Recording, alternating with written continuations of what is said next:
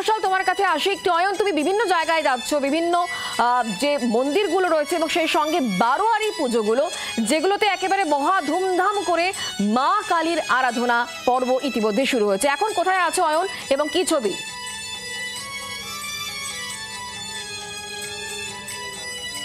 আমি যাদবপুর সুলেখা মোড়ে আছি, শ্যামাপল্লী শ্যামা সংঘের পুজো মণ্ডপে আছি। এটা ঠিক যে 5 বছর আগেও কালী পুজোতে ঠাকুর দেখার প্রবণতা সপরিবার সঙ্গে নিয়ে এটা ছিল না। শব্দবাজির দাপট যবে থেকে কমেছে তবে থেকে নিরাপদে মানুষ তার গোটা পরিবারকে সঙ্গে নিয়ে কালী পুজোর রাতে বা সন্ধ্যায় কালী ঠাকুর দেখার জন্য বেশি বেশি করে বেরোতে শুরু করেছেন। তাই যে কলকাতা শহর কালী পুজো বলতেই মূলত একটি অপূর্ব সুন্দর মাতৃ প্রতিমা ছাড়া তেমন অর্থে আর কিছুই বুঝতো না, সেই কলকাতার কালী পুজোর রূপ অনেকটা পরিবর্তন হয়েছে।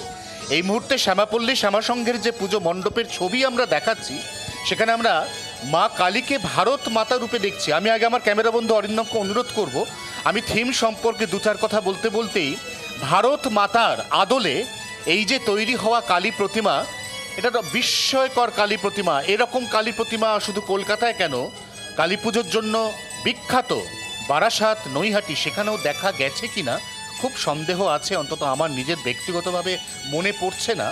এই পুজোর যে থিম, এই থিমটা এই এলাকাকে বেস করে তৈরি হয়েছে। কারণ আমি একটু আগে বলছিলাম আমি সুলেখা মোড়ে আছি। আমরা প্রত্যেকে জানি যে সুলেখা মোড়ের নাম এসছে সুলেখা কালী থেকে, যে কালী দিয়ে সাহিত্য সৃষ্টি করতেন বরেণ্য সাহিত্যকার এবং চিত্র পরিচালক সত্যজিৎ রায়। তিনি আক্ষরিক অর্থেই এই সুলেখা কালীর প্রেমে পড়েছিলেন, তার কারণ তার নিজের ব্যবহারের পাশাপাশি প্রতিটি সাহিত্য সৃষ্টি তাতে সুলেখা কালীর নাম উল্লেখ আছে। এবং তার থেকেও যেটা গুরুত্বপূর্ণ বিষয়, সুলেখা কালীর সঙ্গে কোথাও না কোথাও ভারতবর্ষের স্বাধীনতা সংগ্রামের ইতিহাস জড়িয়ে রয়েছে।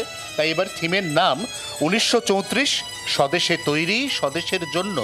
এমনকি আমরা এখানে দেখতে পাচ্ছি জয় বাবা ফেলুনাথ জটায়ু, তিনি নিজে তার পরবর্তী যে রহস্য রোমাঞ্চ সিরিজ লিখছেন, তার বিছানাতেও কিন্তু কাশীর সেই হোটেল, সেখানে পড়ে রয়েছে যে কালীটি, সেটি অবশ্যই সুলেখা কালী।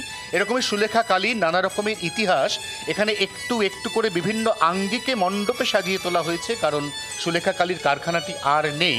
অতএব এই অঞ্চল যে নামে পরিচিত, এই অঞ্চলের ব্যুৎপত্তি বা সৃষ্টি যে নাম থেকে, সেই নামের কোনো অস্তিত্ব আর নেই। সেই জন্যেই সেই অস্তিত্বকে আরও একবার ফিরে দেখা, একটা রেট্রোস্পেক্টিভ বা লুক ব্যাকের এই প্রচেষ্টা ধরা পড়েছে শ্যামাপল্লী শ্যামা সংঘের পুজো মণ্ডপের উদ্যোক্তা এবং শিল্পীর চোখে। এবং আমরা সেই কারণেই দেখতে পাচ্ছি যে এই অপূর্ব সুন্দর দৃষ্টি নন্দন যে মণ্ডপ, যা কিছুটা স্বদেশী আনার ছোঁয়া দিচ্ছে, সেখানে কিন্তু ইতিমধ্যেই দর্শনার্থীদের ভিড় একটু একটু করে বাড়তে শুরু করেছে। বাংলার আওয়াজ, বাঙালির আবেগ, জি 24 ঘন্টা।